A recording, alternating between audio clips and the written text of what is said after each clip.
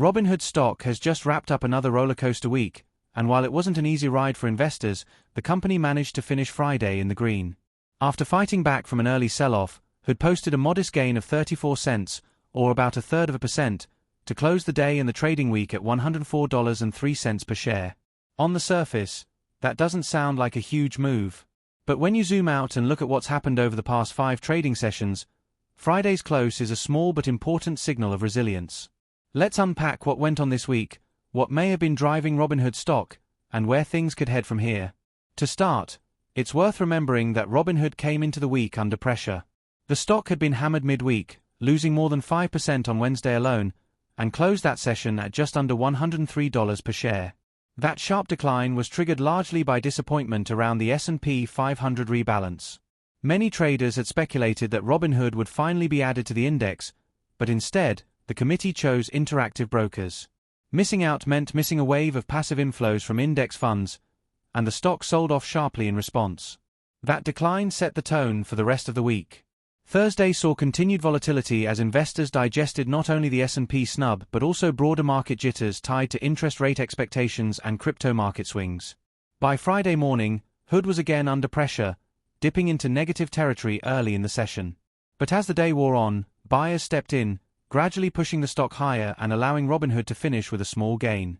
So, what was behind Friday's modest rebound?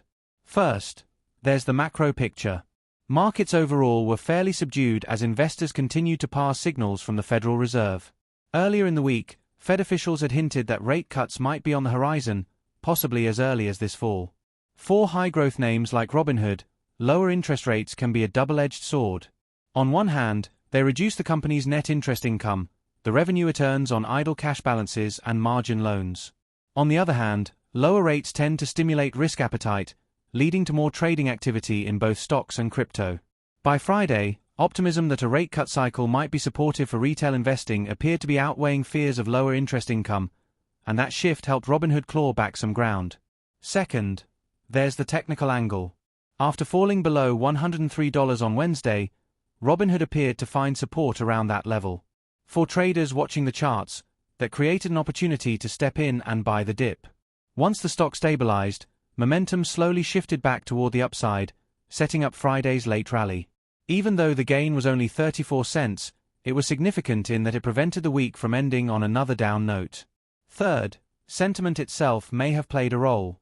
After such a sharp midweek sell-off, many investors likely felt that the reaction to the S&P 500 news was overdone. Yes, missing index inclusion is disappointing, but it doesn't change the fundamentals of the company. Robinhood still reported strong second-quarter earnings, with revenue up 45% year-over-year, crypto revenue nearly doubling, and average revenue per user climbing to $151. It still has more than 26 million funded accounts and nearly $280 billion in assets under custody. Those are not the metrics of a company in decline. For longer-term investors, the dip looked like an opportunity, and some of that buying interest showed up on Friday. Now, with that recap in mind, let's turn to the bigger question. What does this mean for the stock going forward? For one, Robinhood is clearly in a transitional phase. It's moved beyond being seen as a meme-era trading app, and it's now positioning itself as a global fintech and crypto platform. The acquisition of Bitstamp expands its reach in international crypto markets. The rollout of tokenized stocks and ETFs in Europe represents a first step toward 24/7 trading. Staking and futures products broaden the revenue mix. All of this suggests that Robinhood is building a business that's more diversified and less dependent on just interest income or day-to-day stock trading volumes. At the same time, crypto remains a big driver, and that's both a risk and an opportunity. If Bitcoin and Ethereum continue to hold steady or push higher, Robinhood's trading volumes could get a fresh boost. If crypto slumps, the opposite is true. That volatility is part of the package when investing in Robinhood, but the company's expanding product set means it's not solely reliant on crypto anymore. Another factor to keep an eye on is analyst sentiment. The divergence between bullish and bearish analysts remains wide. Some firms have set price targets in the $120 to $130 range, arguing that Robinhood's innovation and user growth justify a higher valuation. Others peg fair value closer to $97, pointing to risks around profitability and competition. That gap means that headlines about analyst upgrades or downgrades could have an outsized impact on the stock in the near term. Looking further ahead, the S&P 500 question will linger. Robinhood wasn't added this time, but that doesn't mean it won't make the cut in the future. The company has the size, the liquidity, and the profitability to be eligible. Index committees can be unpredictable, but if Robinhood keeps executing, inclusion is more a matter of when than if. And when it happens, the passive inflows from index funds could provide a strong tailwind. So, what's the takeaway as we head into the weekend? Robinhood had a tough week overall, finishing lower despite Friday's modest rebound. But the reasons for optimism remain.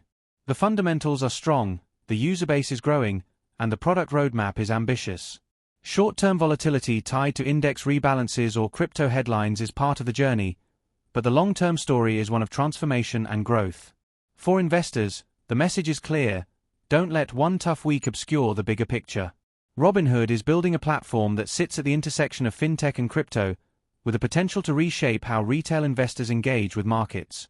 That's a powerful vision, and one that remains intact despite the ups and downs of daily trading.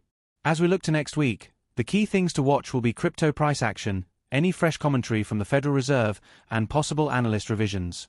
If crypto strengthens and the Fed continues to lean dovish, Robinhood could regain momentum quickly. If not, we may see more consolidation around the $100 to $105 range before the next leg higher. Either way, the resilience the stock showed on Friday is a reminder that there are plenty of investors who believe in the long-term story, and that's what really matters.